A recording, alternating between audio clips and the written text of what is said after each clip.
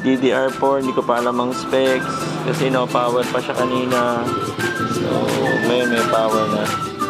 So andyan pa yung client natin. Hi ma'am. Ma'am, taga saan po kayo ma'am? Sino lang po? Paano nyo po nakita yung shop ko ma'am? Sa ano lang po?